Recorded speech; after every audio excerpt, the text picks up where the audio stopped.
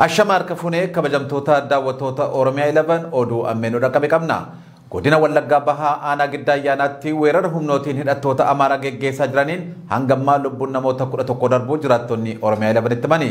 Dhukaasni hidhattoota Amaaraatiin sanbata xiqqaa barii uummata rafaa jiru irratti banamuun eegalame kun aanaa Giddaayyaanaa ganda guutee guddinaa fi haroo ayyaanaatti akka ta'e odeessannuu ga'een mirkaneeffannee jirra. Haleella sanbata barii irraa eegalee hangardaatti itti fufee jiraachuu kan nuuf himan jiraattonni bakkichaa odeeffanne lubbuun namoota 11 darbuun alatti manneen jiraattota 200 ol ta'an ibiddaan barbadaa'us dubbatu.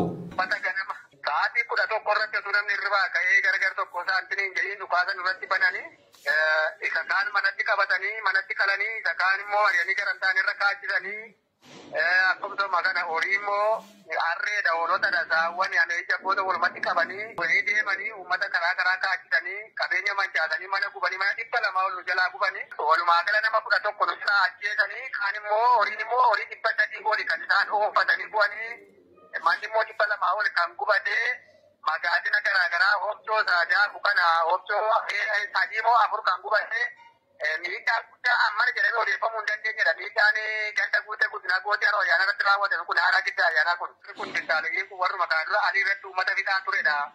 Adii jireenyi isaanii magaalaa adii jedhamturraadha. Ganda iddoolee ijoorraa ba'anii kan isaan rukutaa jiranii.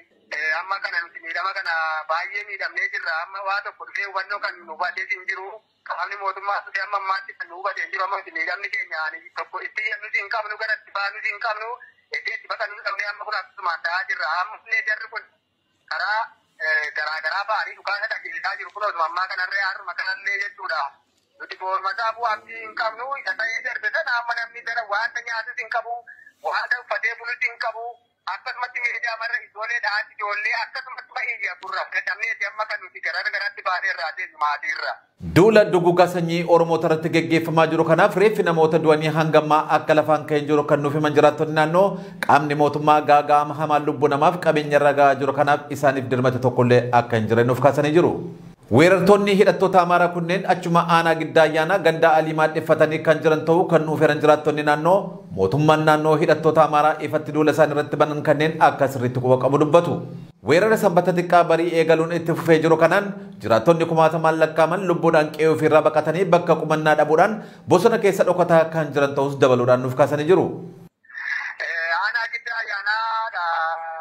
Ganda guutee guddinaa keessa kan jiru gootee haroo ayyaana irratti miidhaa isaan geggeessan kun godinni keenya lakkamtee mata'ee miidhaan guddaan duratti geggeeffamu kun jarri kun amaleeffannoo godhataniiru kan seerri isaan to'atu hin jiru.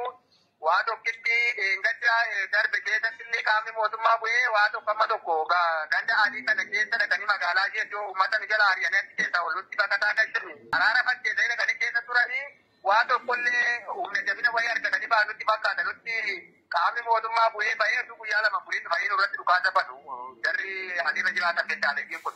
Galaa baadhatee adeemus hin qabu kan nyaatus hin qabu qoonqoo maalillee kan du'aa jirutti jira amma irraatti kun amma miidhaa guddaa qabna amma nuti. Garra jiraataa jirra baqataa jirra waan ta'eef kanaa ol ta'aa jirudha kan laga irratti shakkamee namni wal du'annee hin jirru wal lagarra deemee iddoo mana qubatee sana geenyee reeffa sassaabaa hin jirru qaamni dhaabatee akka reeffa sassaabanu nu deeggaraa jiru hin jiru waan ta'eef inni kaanii baqataa mataan isaa yoo mata dargaa du'aa irra jira qoonqoodhaan miidhama bishaaniidhaan qoonqoo garaagaraadhaan.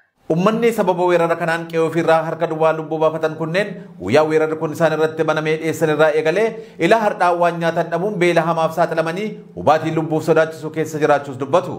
Akkuma yaadatamu aanaa Giddaayyaanaa keessatti humnootiin hidhattoota Amaaraa kunneen gochaa dugugaa sanyii wal fakkaataa raawwataniin baatiiwwan darban lamaan keessatti lubbuun namoota dhibbaan lakkaa'amanii jumlaan ajjeefamuuf qabeenyi hedduun manca'ee jiraachuu isiniif gabaafnee turre.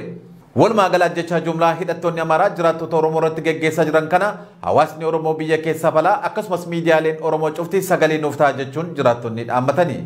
Egaan kabajamtoota hordoftoota keenya oduun ammee keenyaa kana fakkaata odeeffannoo dhimma kanaan wal qabatee kan jala buunee hordofne isiniif dhiyeessinu ta'a ammasittuu nagaan tura.